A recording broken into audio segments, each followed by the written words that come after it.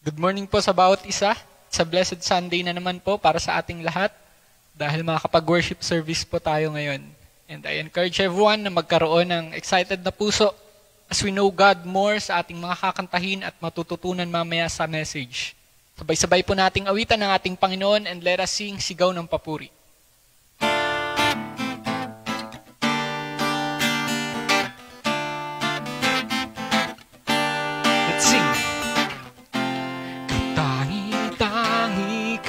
O Diyos, sa bawat araw, biyaya mo'y lubos. Iniligtas mo ko sa kapahamakan. Tanging ikaw lamang papupurihan.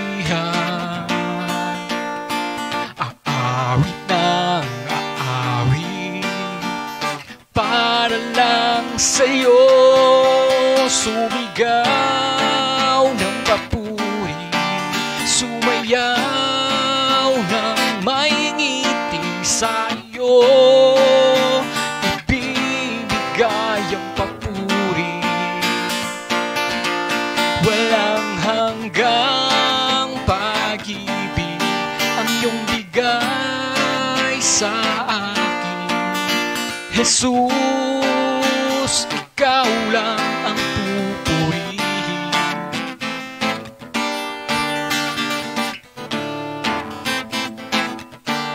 Let's sing. Katangi-tangi ka, O Diyos, sa bawat araw, biyaya mo'y lubos. Ligtas mo ko sa kapahamakan. Tanging ikaw lamang papupurihan. Aawit ng aawit para lang sa'yo, sumigaw ng papuri, sumayaw may ngiti sa'yo, ibibigay ang papuri. Walang hanggang pag-ibig ang iyong bigay sa akin. Jesus, ikaw lang sumigaw ng papuri, sumayaw may ngiti sa'yo, ibibigay ang papuri. Walang hanggang pag-ibig ang iyong bigay sa akin. Jesus, ikaw lang ang pupurihin. Ikaw lang ang pupurihin. Ikaw lang ang pupurihin. Ikaw lang ang pupurihin.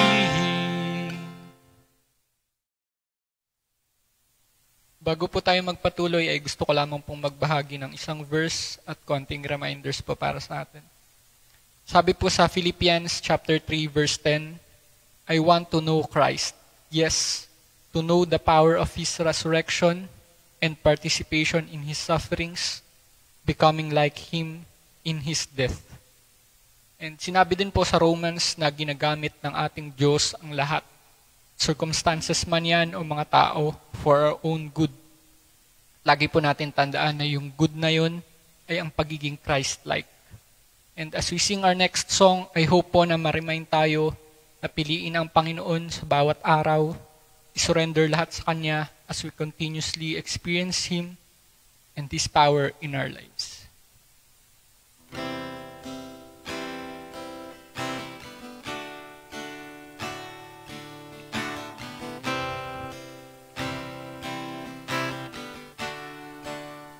Let's sing. Ikaw, O Diyos, ang kasagutan sa lahat ng aking pinagdaanan. Ikaw ang kalakasan sa kahinaan. Panginoon, Ikaw lamang. Pinipili kita, O Diyos. Ako ay susunod sa iyo. Pinipili kita, O Diyos. Nais kitang maging Panginoon. Wala nang ibang magpupuno sa buhay kong may kakulangan. Ikaw lamang, Panginoon. Wala nang ibang magbibigay ng kaligtasan sa aking kasalanan. Ikaw lamang, Panginoon. Nais kitang maging Panginoon, O Diyos. Nais kitang maging Panginoon, O Diyos. Wala nang ibang pag-ibig na kasing sapat ang tulad sa iyo, O Diyos.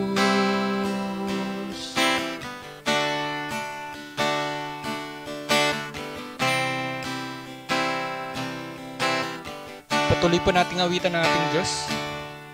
Sa gitna ng kaguluhan, kay nagbibigay ng kapayapaan.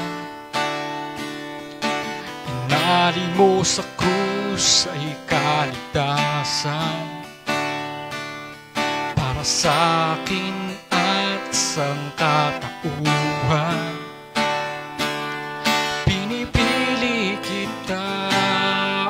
Diyos, ako ay susunod sa iyo. Pinipili kita, O Diyos. Nais kitang maging Panginoon. Wala nang ibang magpupuno sa buhay kong may kakulangan. Ikaw lamang, Panginoon. Wala nang ibang magbibigay ng kaligtasan sa aking kasalanan. Ikaw lamang, Panginoon. Nais kitang maging Panginoon, O Diyos. Nais kitang maging Panginoon, O Diyos. Wala nang ibang pag-ibig na kasing sapat ang tulad sa iyo, O Diyos.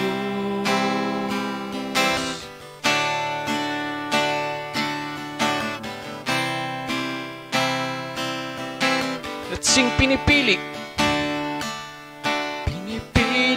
Kita, O Diyos.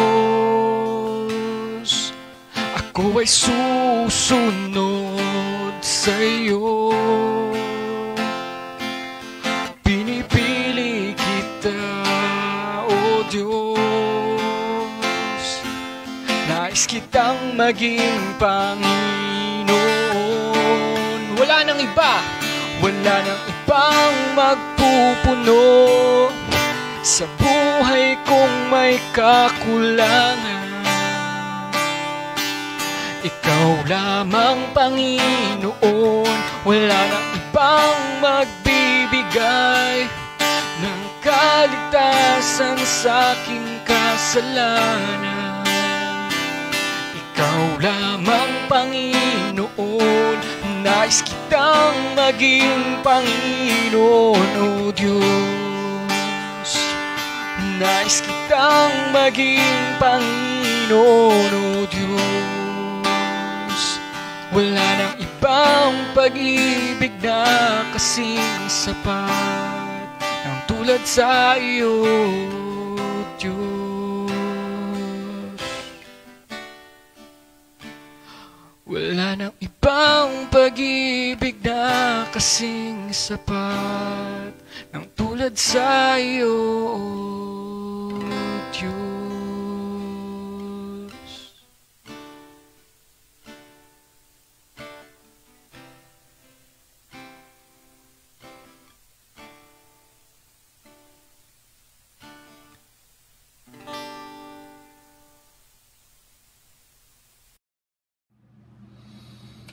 Let's pray together.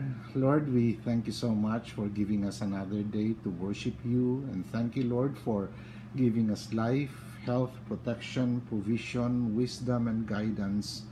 And we pray, Father, that you would continuously do this and give this to us, Lord. We also pray for those who are sick, who are struggling, and who are in need at the moment. Sana, Panginoon, ay makita nila ang inyong mahiwaga at makabaging kamay at mapagmahal na kamay sa kanilang mga buhay, imbis na magreklamo at magalit.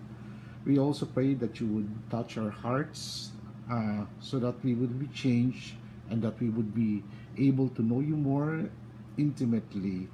Lord, we pray that you would bless your church and the other churches, Lord, lahat ng mga Christian churches na nag-worship sa inyo ngayong umagang ito. We pray that you would bless your children. We pray that you would bless your word, this worship service, and even technology, Lord, and even the fellowship that you have given us in spite of the distance and absence. Sana po, Panginoon, ay pagyamanin namin yung oportunidad na binibigay nyo sa amin na kami po ay nagsasama-sama online. And we pray, Father, that you would use this worship service, Lord, to change us, to transform us, to have a desire and hunger for you and our relationship and our knowledge of you. Thank you, Lord, sa inyong gagawin para sa amin. Salamat sa mga kantahan, sa prayers, sa scripture reading, lahat ng ginagawa namin ngayon, Panginoon, ay sana po ay maging kaluwalhatian para sa inyo. In Jesus' name we pray. Amen.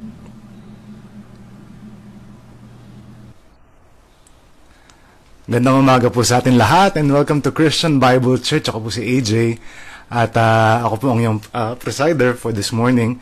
And live na live po tayo. I'm coming from Marikina. At nasaan man po tayo sa mundo, let's gather together virtually. Kung tayo po ay nasa bahay natin with our families, naka-on yung cellphone mo, yung tablet mo, or yung laptop, or naka-on yung TV mo, naka-connect sa TV, yung ating live stream, gather po tayo as one family so we can worship the Lord together even if we are far apart.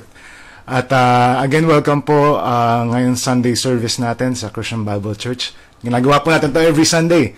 So, in line with that, gusto rin natin i-remind lahat tayo no, na patuloy yung ating mga services. So, every Sunday at 10 and every Wednesday, ang midweek service natin at 8 p.m. It's a time for people to pause. Alam ko po marami sa atin ang busy ngayon with yung iba alam ko online schooling, yung iba alam ko online teaching, nagtuturo, yung iba naman alam ko ay galing sa mga trabaho nila at offices, at sana mag-ingat pa rin po tayong lahat sa ating araw-araw. Also, we'd like to tell you na meron pa rin tayong mga cell groups.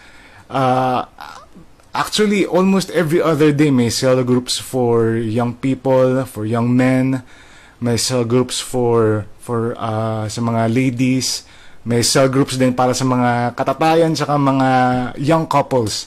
So kung wala pa po kayong cell group, I'd like to encourage you to be part of one. Pwede nyo pong i-message yung ating CBC page if you'd like to be part of a cell group. At important po yan ngayon kasi yun lang ang ating way para makakonect sa isa't isa.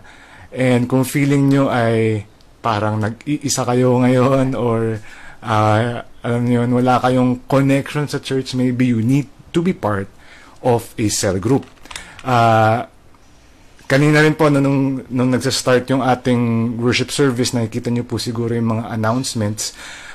Tune into our podcast. Ang Trekkers po, ang Young Professionals Ministry ng Christian Bible Church, ay nag-launch this month ng podcast which is called Trek Talk.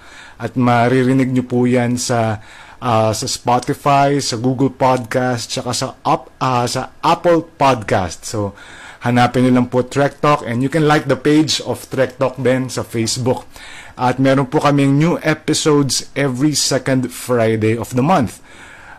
Madami nagtatanong sa akin nung launch namin 2 weeks ago, magiging every day ba yan or every week? Ngayon po ang commitment natin is just once a month, pero titignan po natin kung ano ang mangyayari in the coming months. Spin Hangouts every 4th Friday of the month. At itong week pong ito is the 4th Friday of the month. So sa mga kabataan, ages sometimes 12 and up, magkakaroon tayo ng Spin Hangouts this Friday. So abangan nyo yan, usually 8 p.m. to around 9:30 ang ating Spin Hangouts, and it's a time for us to have fellowship. At syempre, namimiss din namin yung mga kabataan na miniministera namin. So, sana makasama kayo. Nasa Las Piñas man kayo, nasa Molino man kayo, or napasadya lang kayo ngayon sa ating online service, you can be part of Spin Hangouts as well. And of course, nakikita nyo sa taas ko, merong marquee dyan of how we can give our tithes and offerings. Huwag po natin kalimutan yan. Alam po natin na medyo in a way bumabalik sa normal ang mga kabuhayan natin. Ang tanging difference lang, I think, ay pag lumalabas tayo may mask tsaka face shield tayo ngayon. Pero we can still go on our everyday life, our works, mga businesses natin. And yun nga, wag natin kakalimutan magbigay sa Panginoon. Sa Las Piñas, meron tayong GCash, may BPI and China Bank. Sa Molino naman po, meron GCash din, may PayMaya, and may China Bank. So, nandiyan po sa taas yan. Hanggang mamayang natapos yung service, may makikita po kayong marquee. So, hindi nyo po siya mamimiss. Kung mamiss nyo man po, pwede po kayo mag-message sa amin. And isang nag-emerge na ministry ulit these past few weeks is the Sunday School. Every first and third Sunday of the month. 3 p.m. po yan sa Zoom. And kung ang inyong anak ay gusto nyo maging part of this, mag-message po kayo sa amin. At alam ko yung mga Sunday School teachers natin ay namimiss na rin na makipaghalubilo sa mga ating mga chikiting. So, if you want your child to be part of this, mag-message lang po kayo. And of course, yung mga high school, junior high and senior high, meron din po yung Bible study, CBC Sunday School Junior Bible Study, every other Sunday, 3 p.m. at Zoom. So I think alternate yan with the Sunday School. At kung gusto nyo maging part nito, again, you can message us. And maganda yan so we can connect again with one another. Now, gusto ko lang po batiin yung mga nasa mga nagko-comment at mga masugid na taga-subaybay natin lahat. Good morning po sa mga Vidamo. Good morning po sa mga Mendiola. Good morning po. Kay Ate Rosalina Marinay, kay Ate Cecil Yanga, kay Ate Beth Gawaran, kay Ate Becky. Good morning po sa inyo. Kay Edson na nasa Dubai, congrats sa engagement, bro. And sa mga kamit, kaila Ate Malu Peñarubia, kaila Ate Esther, I think nasa US sila or Canada. Sa mga merkado at saka tayong, good morning sa inyo. Ayan. Kay Bianca, hello din. Ayan. Abangan po natin yung mga announcements natin with regards to Trekkers at saka sa Spin Hangouts. Ngayon, syempre, hindi natin makakalimutan yung mga may birthday. And may mga birthday celebrants tayo eh. Teka lang, hanapin natin. Okay. So today, ito batiin natin, lalo na yung mga spinners at trekkers. Today, September 20, birthday ni Kuya Keith Lagaheno. Keith, happy birthday. At ingat sa pagbabike.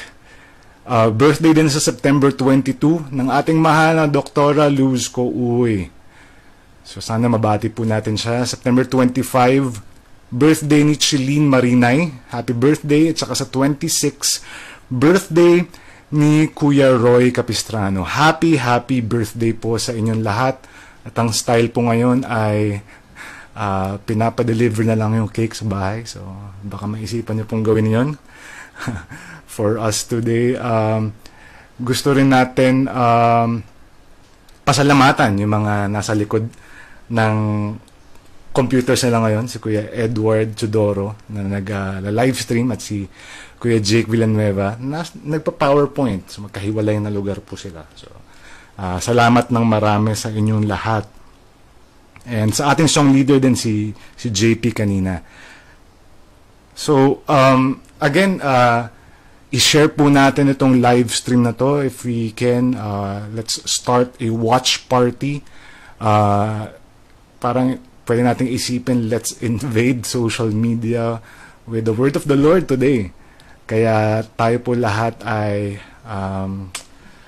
sana po maging blessing po sa atin ito, and sana po ay may matutunan po tayo tungkol sa salita ng Diyos, as well as fellowshipping with one another. Mag-comment lang po kayo sa ating live stream para alam niyo po yun, alam namin na nandyan pa rin kayo. Important po na malaman namin na nandyan pa rin kayo, at sana po ma-assure kayo na kami nandito pa rin kami sa side na to ng ministry. Even if hindi po tayo nagme-meet face to face, we are always trying our best to bring to you the message of the Lord every Sunday and every Wednesday. So ngayon po ay dadako po tayo sa ating scripture reading with na pangungunahan po ni Ate Beth Gawaran, at sa ating message po after that na pangungunahan po ni Pastor Frank Villanueva. Good morning po.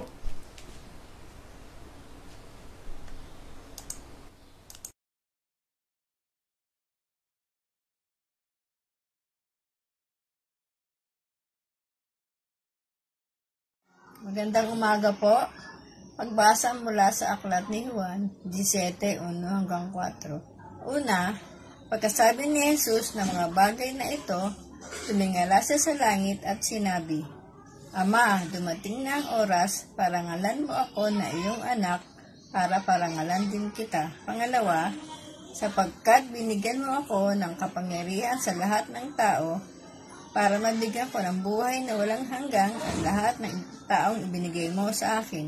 Pangatlo, at ito ang kahulugan ng buhay na walang hanggang, ang makilala ng mga tao na ikaw lang ang tunay na Diyos, at makilala rin nila ako na isinugo mo. Pang-apat, pinarangalan kita rito sa lupa dahil natapos ko na ang pinagawa mo sa akin. Purihin ang Diyos sa kanyang salita. Magandang umaga po sa inyong lahat, at salamat Ate Beth sa scripture reading natin ngayong umagang ito. Ngayon po ay third Sunday na ng September, at marami po tayong mga bagong developments sa ating situation. Pero ang aking panalangin po ay sana po ay sa mga pinagdadaanan natin ngayon ay lalo tayo maging malapit sa ating Panginoon imbis na lumayo sa ating Panginoon. At ngayon pong umagang ito ay nais ko pong ibahagi sa inyo ang title na Knowing God Intimately. At yun po yung nais ng ating puso, nais ko para sa inyo at nais ko para sa akin po. Now, going back to our main text na binasa po ni Ate Beth, babasahin ko po sa English, particularly sa verse 3. Now, this is eternal life, that they may know you, the only true God, and Jesus Christ whom you have sent. Ito po yung sinasabi ni Jesus Christ. Ano po? Tungkol sa ating relationship sa Kanya. Si Andrew Murray po ay isa po sa mga African writers na nagsulat po ng 50 libro lang naman. Siya po ay isang teacher at pastor, and he is also the founder of the American Evangelical Fellowship, And he wrote some of the books like The Deeper Life or The Inner Life. Ito po yung kanyang sinabi. And what is the chief and the best and the most glorious thing that a man needs every day and can do every day? Nothing less than to seek and to know and to love and to praise this glorious God. Ano po ang pinakamagandang magawa natin sa tuwing araw na gumigising tayo? Kung hindi hanapin, makilala, mahalin, purihin ang maluwalhating Diyos. Hindi po ba't napakaganda yon? Nagiging positive kaagad yung life natin, nagiging good vibes kaagad yung araw natin dahil lumalapit tayo sa Panginoon. Sabi naman po ni Jeremiah sa Jeremiah chapter 9 verses 32 to 24, and this is what the Lord says, galing na sa Panginoon mismo, let not the wise boast of their wisdom, or the strong boast on their strength, or the rich boast on their riches, but let the one who boast about this. Ito yung pagmayabang natin, ito yung pagsisigawan natin, that they have the understanding to know me, that I am the Lord who exercises kindness, justice, and righteousness on earth. For in this I delight, declares the Lord. Kung tayo po'y magmamayabang at magmamalaki, ipagmalaki na natin. Siguro po naman pagkilala natin ang Panginoon, pag tayo ay malapit sa Panginoon, pag talagang malapit na malapit tayo sa Panginoon, hindi tayo magmamalaki at magmamayabang because what we would learn is humility. But deep in our hearts, we would thank the Lord and say, Lord, thank you that I have learned to know you more, deeper, in an intimate way, and I could understand you more. Ano po? Si A.W. Tozer po, isang American pastor and an author, and also from the Christian Missionary Alliance, sabi po niya, that God can be known by the soul in tender personal experiences, while remaining aloof from the curious eyes of reason, constitutes a paradox best described as darkness to the intellect, but sunshine to the heart. Kung ikaw ay napakatalinong tao, alam po nyo kuminsan kung wala ang presence ng Panginoon, that becomes darkness. But when you know the Lord, and you have a tender personal experience with the Lord, that becomes sunshine in your heart. It's a paradox. Kaya nga kuminsan, the more you know, but you don't know God, you don't have a relationship with the Lord, the more you don't know actually. But when you know the Lord, kahit na napakasimple ang buhay mo, yun ay araw sa buhay mo araw-araw. Sabi naman po ni David sa Psalms chapter 27 verses 8 to 9, my heart says to you, seek His face. Your face, Lord, I will seek. Do not hide your face from me. Do not turn your servant away in anger. So yun yung nais ni David, na makilala niya ang Panginoon, na makita niya ang mukha ng Panginoon. Of course, it's a description of our intimate relationship with the Lord. Dahil mas kilala natin siya kaysa sa ibang mga tao. Sabi naman po ni J. Oswald Sanders, isa po siyang pinanganak po siya sa New Zealand at isa po siyang naging director ng OMF, Overseas Missionary Fellowship, na kilala natin. At siya rin po ay nag-author ng 40 books on the Christian life. Sabi niya dito, we cannot read the biographers or come within the orbit of great men and women of God who so obviously enjoy intimacy with Him without wistfully desiring to share such an experience. In fact, yun po yung nararanasan ko kuminsan. When I get to know people who are intimate in with their relationship with the Lord, when I get to hear people na parang kilalang kilala na ng Panginoon, alam po ninyo, inggit na inggit ako sa kanila. Why? Because sabi niya, you cannot know them without desiring to share such an experience. Yung po sana nais natin maranasan din ngayong umagang ito, na magkaroon tayo ng intimate relationship with the Lord. Hindi yung paimbabaw na pagkakilala lamang sa Kanya. Hindi yung superficial na knowledge lang sa Kanya na tulad ng karamihan, kung hindi yung personal relationship with Him. Personal, intimate relationship with Him. Sabi ni John sa 1 John chapter 2 verse 4, whoever says, I know Him, but does not do what He commands is a liar, and the truth is not in that person. our intimate knowledge of God will definitely transform our lives. Babaguhin niya yung ating buhay. Kaya nga, the more we know about God, the more we are changed, the more we are humbled, not proud, not boastful. Kaya nga po, these are the testimonies of those who have found the secret of God's presence, where He communes with them as friend to friend. Isang malapit na kaibigan sa isang malapit na kaibigan. Oh, I envy with a holy envy these people who know God intimately. And I pray that all of us would envy and desire that kind of life today, this morning, and onward sa buhay natin. Meron po tayo lang mga questions na nais mong sagutin tungkol sa intimacy with God. And you would probably ask na, bakit kailangan natin pag-aralan itong lesson ito? Alam po nyo kung bakit? Kasi po ito yung mag-strengthen sa ating mga hinaharap sa araw-araw. Ito yung ating strength, ito yung ating energy in continuously living this life while we are in the pandemic situation. So the first question that I would like to ask is that, is it possible to know God intimately? Pwede ba natin makilala ang Diyos intimately? Well, sabi ni John White, na isa pong author, galing po siya sa InterVarsity Fellowship and who is also an author for the InterVarsity Press. In fact, he wrote 25 books. He is a medical missionary and he is also a professor and a very well-known speaker. Sabi niya dito, we confuse intimacy with its counterfeit familiarity.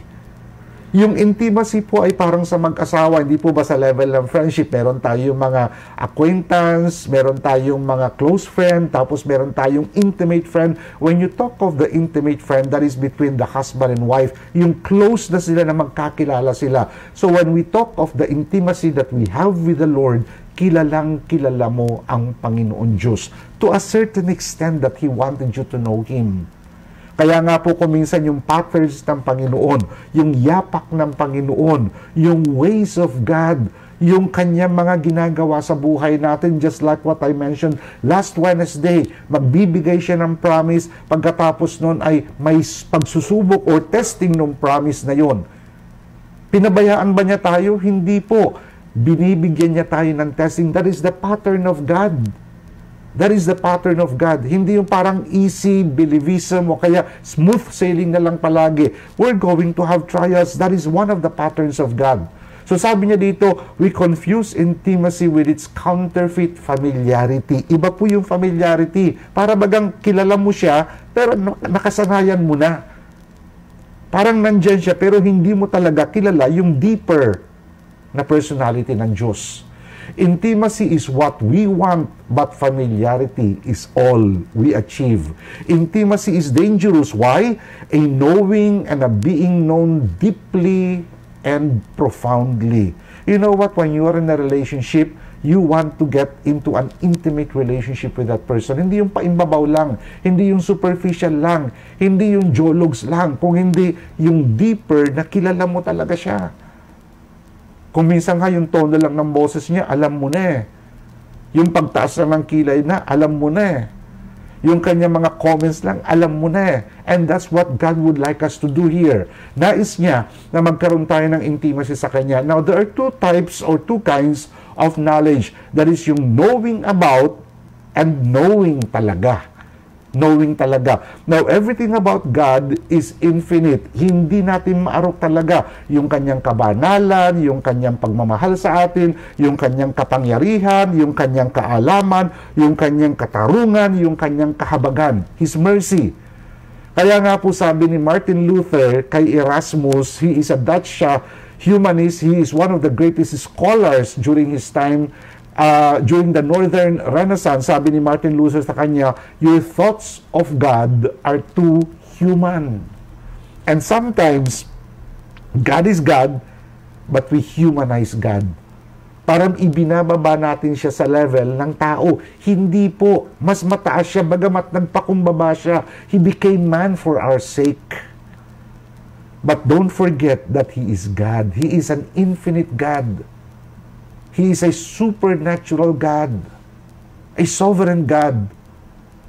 Pero may mga bagay na nais niyang makilala natin siya. While we cannot know God comprehensively, we can know what He has revealed about Himself from the Bible. Yun naman na napakaganda. We want to know God? Yes, He made Himself known to us. Through the Bible, through Jesus Christ. And to know God intimately is possible. It is a craving which God delights to satisfy, for He was the one who initiated it. He wants us to know Him intimately. That's why He sent His Son Jesus Christ, for us to know Him, for us to be able to get to know the heart of God. So when we ask the question, is it possible to know God intimately? The answer is yes. God wants us to know Him intimately, but we have to desire that also. Hindi yung okay lang, hindi yung sige na, pwede na yan. Hindi po, talagang hahabulin mo. So the second question that we would like to ask is that why should we know God intimately? Yung una ay posible ba? Posible. Bakit kailangan natin makilala ang Diyos na talagang malalim talaga?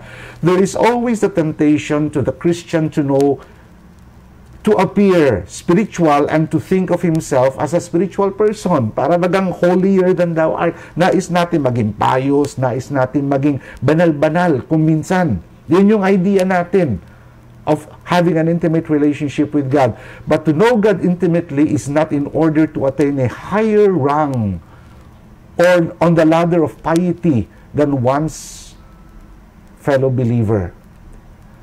Yung pagkakilala natin sa Diyos ay hindi yung mas mataas tayo sa kanila na para bagang ang dami nating kilala, ang dami nating pagkakilala sa Diyos. Hindi po yun eh. But you know what? When you get to know the Lord more, it is not putting yourself higher, but you humble yourself to the point that you follow the character of God. Si Job na po, nakilala niya ang Diyos eh. God's knowledge, or Job's knowledge of God increased tremendously through his trials. Not through his reading books. There were no books during that time, his time. There were no theological schools during his time. There was not even a church. There was not even a temple during his time.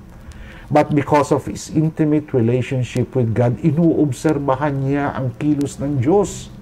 At nung nagkaroon na siya ng trial, unti-unti nakikipag-usap siya sa Diyos, unti-unti nakikilala niya ang Diyos. Kaya sabi niya sa Job chapter 42 verses 5 to 6, na sana sasabihin din natin ito, my ears have heard of you, but now my eyes have seen you. Therefore, I despise myself and repent in dust and ashes. Lord, dati naririnig lang kita, ngayon, kilala na kita. Nakita na kita, alam ko na yung pamamaraan mo, at dahil doon, lalo akong bumababa, lalo akong nagpapakumbaba, humihingi ako ng tawad sa inyo. Dahil sa aking mga kasalanan, dahil sa aking kaliitan, dahil sa aking kayabangan. So we ask the question again, why should we know God intimately? Well, the answer is to glorify God. To glorify God. Paul said in Ephesians chapter 1 verse 12, in order that we who were the first to put our hope in Christ might be for the praise of His glory. The more we know Christ, the more He is glorified, lifted up. Only as we know God can we worship Him to the praise of His glory. The more intimate the knowledge, the more intelligent the worship. Only as we know God intimately can there be a Christ-like growth in our lives which He desires to effect in us. Let me put it in a simpler way. Knowing Him more, we glorify Him more. We glorify Him more, we worship Him more. And rightly, we worship Him more, we are changed to be more like Him. Alam po nyo yun na nakakalungkot ko minsan eh. Why is it that very few Christians are being changed? Well, they are being changed definitely. Kaya lang, kuminsan ang bagal, kuminsan talagang ang tagal, kuminsan ay paimbabaw lang kuminsan. Sorry, I'm not judging, pero I see this in my life. And even in the lives of other Christians. You know why? they have a very shallow knowledge of God and Christ. And because of that, they don't glorify Christ in their life. Para bagang He's just a word. He's just somebody out there that they call when they need Him, when they have a problem. Kaya pagdating sa worship, paimbabaw din, pakitang tao rin. I'm not judging, but this is what is happening in my experience noon. Pero the more that I know Him, I started to lift Him up. When I lifted Him up, I started to worship Him right. When I worship Him right, I wanted to become more like Him. Lord, I want to know You more so that I could be more like You.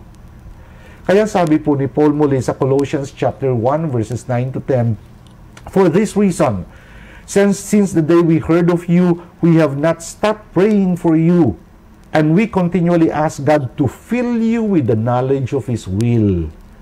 Para makilala niyo siya, malaman niyo yung pamamaraan niya through all the wisdom and understanding that the Spirit gives. And of course, involved dito ang banal na Espiritu. If you have a relationship with Him, there is that supernatural work in your life. Verse 10, so that you may live a life worthy of the Lord and please Him in every way. Nagagawa mo at ginagawa mo yung nais niya. Bearing fruit in every good work, growing in the knowledge of God. Because of your knowledge of the Lord, you glorify Him, and then you worship Him, and then your life is changed, and then you know Him again. Para bagang cycle, the more you get to know the Lord, the more you are transformed to become like Him. So we know how. Is it possible? Yes. Why should we? To glorify the Lord, so that we will be changed. The more we are changed, the more the Lord is glorified. Kasi nga yung pagbabago sa buhay natin, ang Diyos ang naitataas, hindi naman tayo At ipopoint natin ng Panginoon, anong nangyari sa iyo? Dahil sa ginawa ng Diyos. Bakit nagbago yung buhay mo? Dahil sa ginawa ng Diyos. Paano mo nagagawa yun? Dahil sa Panginoon Diyos. Paano nangyari ito? Dahil sa Diyos, itataas mo talaga ang Diyos sa buhay mo So the third question, how can we know God intimately? Ay, ito na po tayo. Trabaho na tayo ngayon. And of course, when we say know God intimately, there is a growing hunger after God Himself. It is not His teachings. It is not His word per se. Ano po nyo ko? Iba yung person Iba yung benefits. We are after the person. We are after God. Yung personal heart-to-heart relationship with Him. It's not the blessings that He's going to give. It is not the favor that He's going to give us. It is not the healing even that He's going to do in our lives. But Him. A growing hunger after God Himself. Of course, hindi lang a growing hunger after God Himself, but eager for spiritual realities. Nabanggit ko kanina, na hindi yung mga ginagawa niya kung hindi siya mismo, pero hindi mahalaga yun. Kaya ngayong pangalawa, nais natin malaman yung mga spiritual realities, yung mga ginagawa ng Panginoon, yung pamamaraan ng Panginoon, yung ginagawa niya nung panahon to the point na hanggang ngayon ay pwede natin mai-apply sa life natin. Kaya nga lalo na ngayon nangyayari, parang malapit na ba dumating ang Panginoon, the more we should be eager for spiritual realities. Dahil totoo itong mga nangyayari ngayon. Naka-prophesy sa Bible. Kinakalabit tayo ng Panginoon. Pinaparealize sa atin ng Panginoon na hindi tayong may control sa buhay natin at sa kapaligiran natin. At pangatlo doon is a thirst for God and will not be satisfied till we have drunk deep at the fountain of the living water. Hindi yung parang paimbabaw lang na pagkakilala sa Kanya, kapatid, kundi talagang ini-immerse natin yung sarili natin doon sa ating intimate relationship with God. Kaya nga, when you have a personal relationship with Him, hindi yung para magang kilala mo lang siya that intellectual knowledge lang, kung hindi it's a personal knowledge and intimate knowledge of God. Gawin mo ng panghabang buhay ito. Gawin mo ng totoo ito sa buhay mo. Hindi kiyaw-kiyaw lang or hindi hawsyaw lang. Kung hindi totoo. Sinabi ni Paul sa Philippians chapter 3 verse 10, I want to know Christ. Yes, I want the power of His resurrection and participation in the suffering, becoming like Him in His death. Nais ko siyang makilala. Philippians chapter 3 verse 14, ito napakaganda. I press on toward the goal to win the prize for which God hath called me heavenward in Christ Jesus. Yung phrase na yung I press toward the goal. Hindi yung para bagang, walking in the park o kaya nag-jogging lang. Hindi po talagang pinupursige. I would like to use the word of Chuck Swindoll, quest. Talagang hahanapin mo, susuriin mo, sisisirin mo, kikilalanin mo, bibigyan mo ng panahon, bibigyan mo ng effort.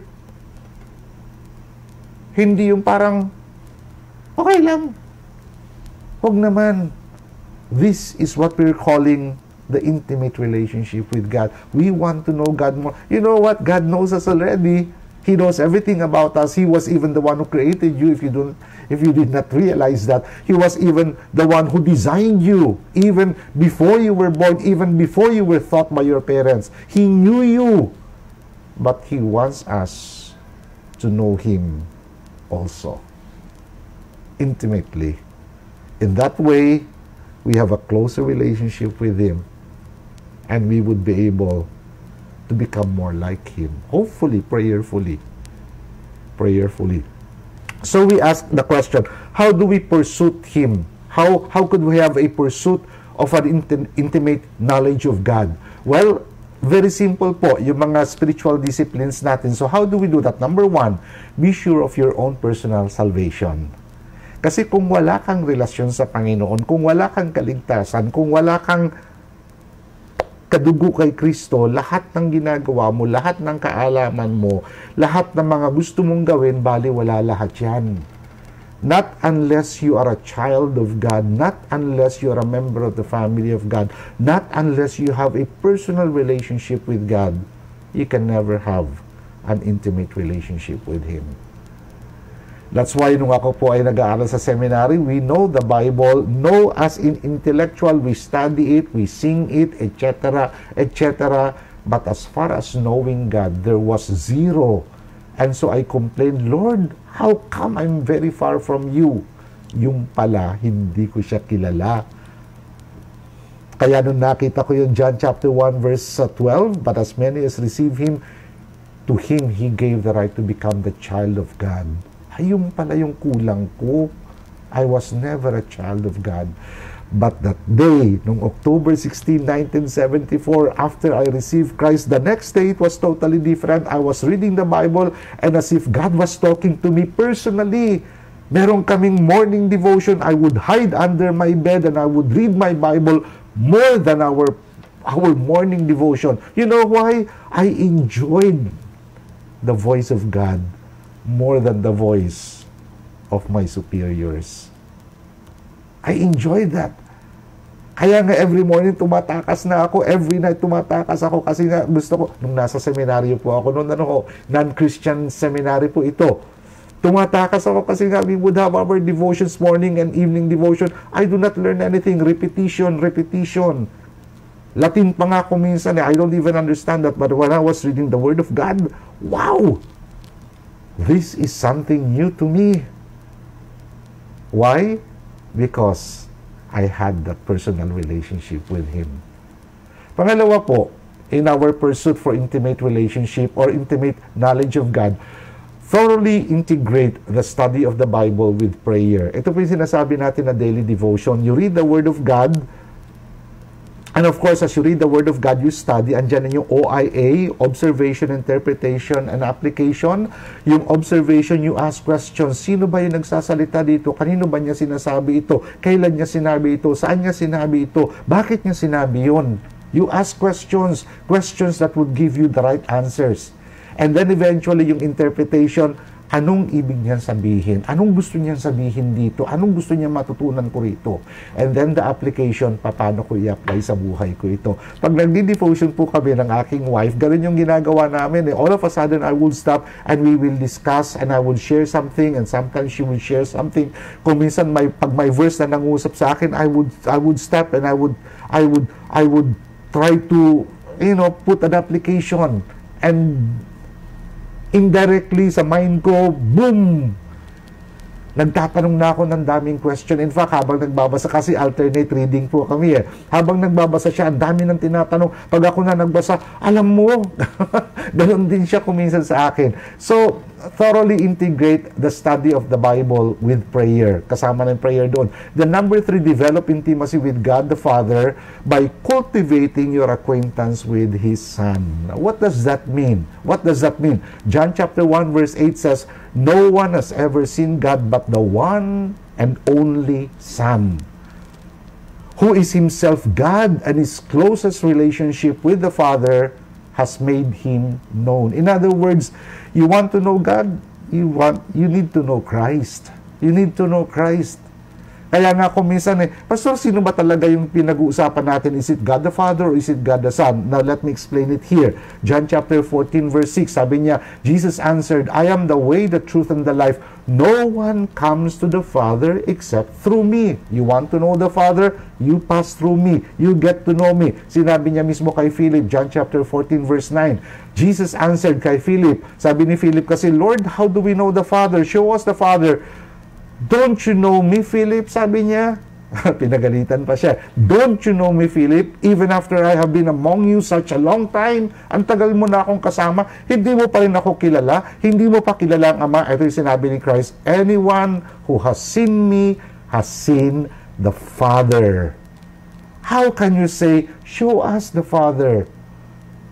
Ano yung sinasabi mo? Ipakita mo sa akin, ipakilala mo sa akin ng Diyos Ama. Hey, you get to know Christ. You get to know God the Father because He is the image of God. He is the physical image of God because God Himself is Spirit. Kaya nga meron tayong God the Father, God the Son, and God the Holy Spirit. They are one. They do not compete with one another. They cooperate and they work together as one. Kaya nga po, if you want to know God the Father, if you want to have a good knowledge of God, get to know Christ. The things that God was doing in the Old Testament, Christ fulfilled it in the New Testament. At sinasabi niya rin yun. So, number 4 is that ask God to reveal Himself to you through His great creation. Be a nature lover. Be a creation lover. Watch the creation of God and you will see the beauty of God. Ay, grabe. Grabe. Tingnan mo lang yung alapaap. Who created the stars? Who created the clouds? Who created the moon? Who created the planet? Hindi po pwedeng nobody. Boom. Hindi ho. It was the great God. When you look at animals and even insects, what made them have this instinct? How come, alam po nyo, fascinated ako sa mga dogs, ano po, kasi nga po itong mga dogs namin, we're gonna be departing from them in a few weeks. At yung isa sa mga dogs namin ay, ang kanyang breed ay Labrador, tapos yung mother niya ay halong Labrador Shih Tzu. Kaya yung temperament niya, Labrador Shih Tzu. Alam niyo si Shih Tzu, suplado. Ang Labrador, napaka-pleasing. Kaya kung minsan hindi niya maintindihan kung ano yung kanyang personality Meron naman kaming Chocolab. Yung Chocolab ay para bagang napaka-ano. Pero actually, napaka-lambing niya. But of course, the best dog that I love is a Golden Retriever. Laki niya. Husky. Pero pag lumapit sa'yo, very, very gentle. Very gentle. And you know what? We call the dogs as the man's best friend. They would be very loyal to you. That's looking at nature. And that's how God created them, even according to their breed. Nagkaroon pa nga kami ng aso noon na halong Labrador at saka Rottweiler. Alam niyo yung temperament ng aso yun, si Max? Pag umaga, Labrador siya. Ang bait niya, napakaamo. Pagdating sa gabi, huwag ka lalapit, Rottweiler siya. Takot na takot ang mga tao sa kanya. Pag tumahol siya, talagang galit na galit. And that's how God created nature. So if you would like to get to know God, you look at the creation of God and you would be able to see the beauty and the power of God. Yung raging sea, yung alon lang ng dagat. Sometimes we would go to Zambales, to our hometown, and we just would spend time watching the waves that would come in, and you would say, galing talaga ng Panginoon Diyos. And you would watch the sunset on the horizon, ang galing talaga ng Panginoon Diyos. Who could ever do these things? China cannot do it. Kasi yung horizon na yun, overlooking China na. We could even see ships that are passing through. Ando doon yung inaagaw nilang lugar. Ano po? Sabi sa Romans chapter 1 verse 20, "For since the creation of the world, God's invisible qualities, His eternal power and divine nature have been clearly seen, being understood from what He has made, so that people are without excuse." Who made everything? When you ask that question, you cannot but say, there must be a God who created all these things for us. Number 5, interpret all circumstances. Ito na po tayo sa situation natin na ito. Interpret all circumstances and happening prayerfully in the light of God's revelation of Himself in Scripture. Yung mga nangyayari ngayon, hindi po nagbakasakali lang. Hindi po yung parabagang nangyari lang, hindi po. They were planned and they were allowed by the Lord. So when you look at the COVID-19 pandemic, you look at that in the light of God's revelation of Himself. Nangyari na yan in the Old Testament. It is never new. If you're going to study the pandemics in the world history, ay grabe, mas grabe kaysa ngayon. Milyon na mga namatay noon. Ngayon, milyon na rin ang namatay. Pero grabe, hindi pa tayo maabot ng 5 million at least. Dahil may mga gamot tayo, may mga hospital tayo, may mga know-how. Kaya nga, pati sa atin dito sa Pilipinas, medyo gumaganda na yung sitwasyon natin. Kasi nga, natututunan na ng ating medical practitioners and even hospitals on how to take care of patients properly.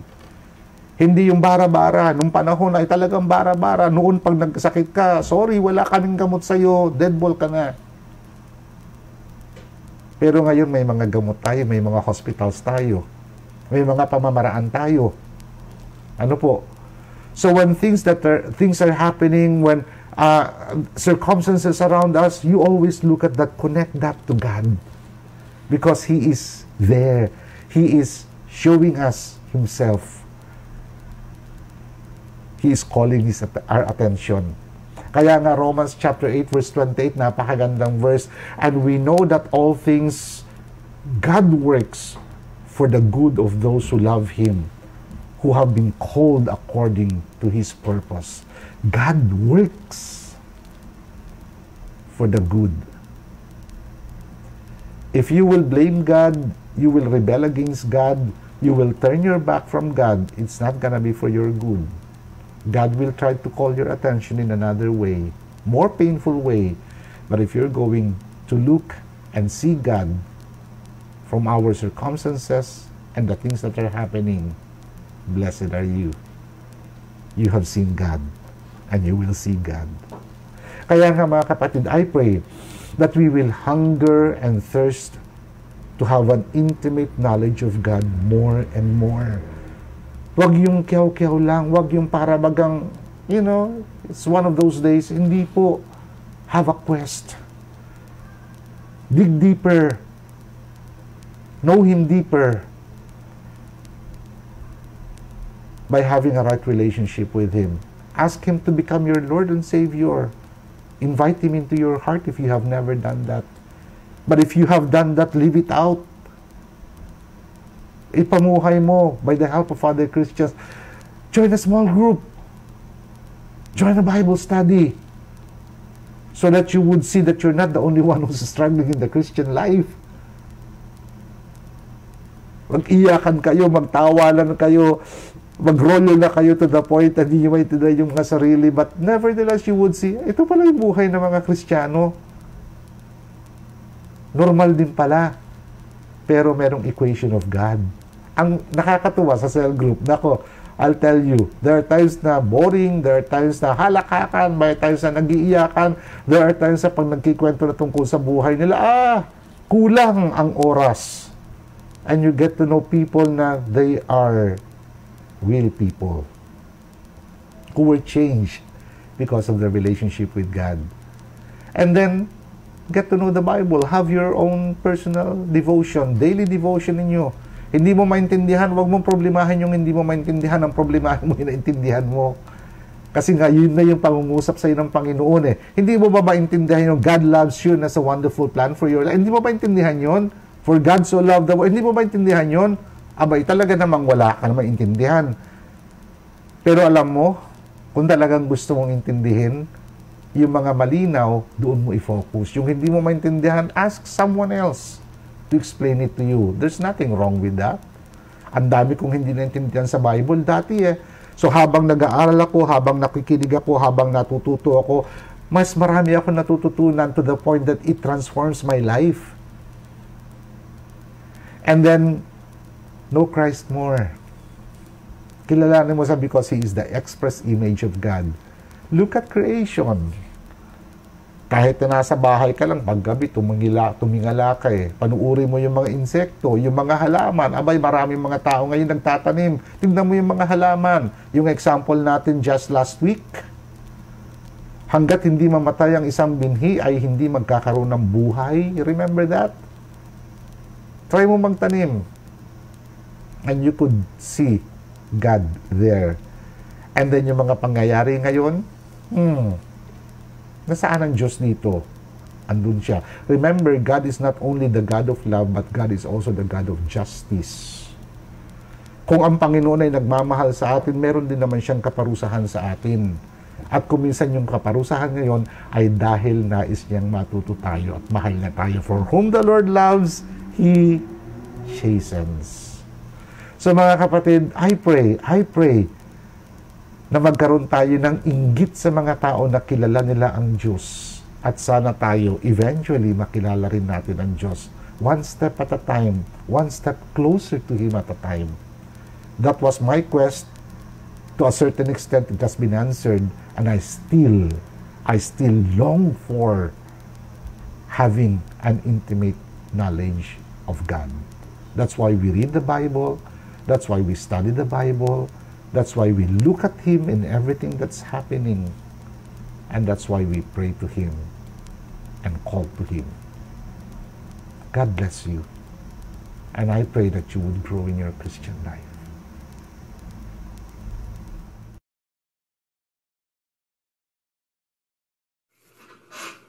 Let us pray. Dear Heavenly Father, thank you for your love and care this morning. Thank you for your clear word delivered to us by your servant. Thank you for enabling and giving our pastor wisdom.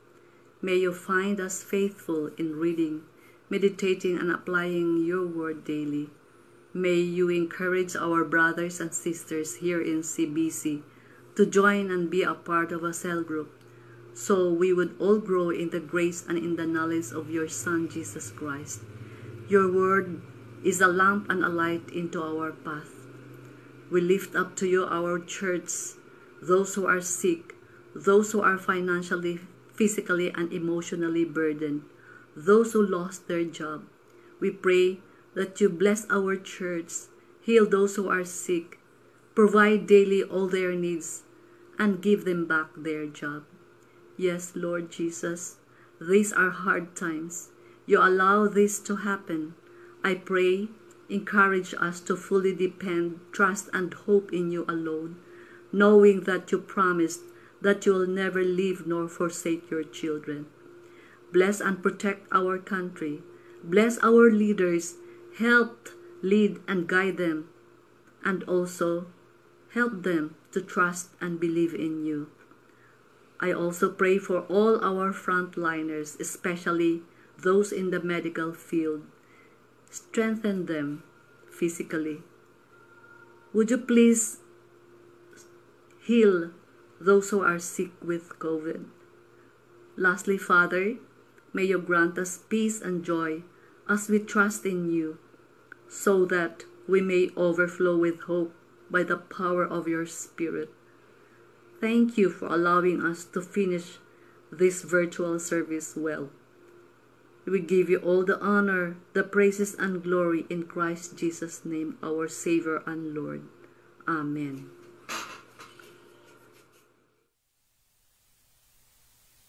At para po sa ating panghuling awitin, kantahin po natin ang Kaway Buhay.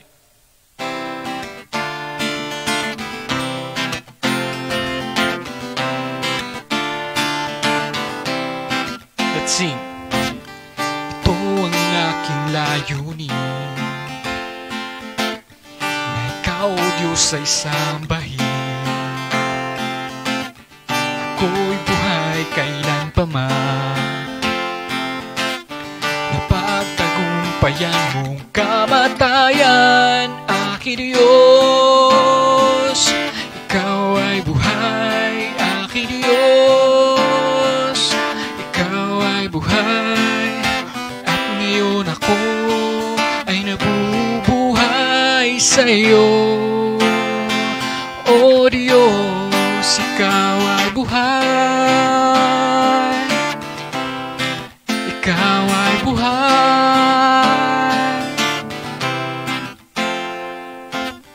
Ako'y buhay, ako'y buhay. Dahil sa buhay mong bigay,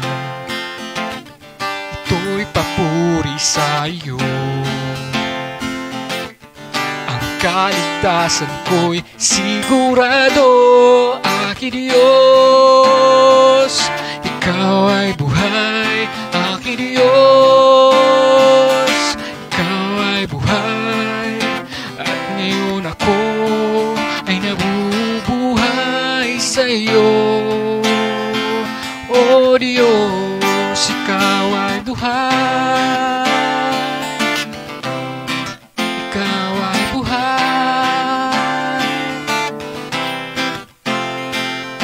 Oh, ika'y buhay, ika'y buhay, kailanpaman. Oh, isisigaw, hallelujah sa kataas-taasan, aking Diyos. Ikaw ay buhay, aking Diyos. Ikaw ay buhay, at ngayon ako ay nabubuhay sa iyo. O Diyos, aking Diyos. Ikaw ay buhay, aking Diyos. Ikaw ay buhay, at ngayon ako ay nabubuhay sa iyo. O Diyos, ikaw ay buhay. Ikaw ay buhay. Ikaw ay buhay. Ikaw ay buhay.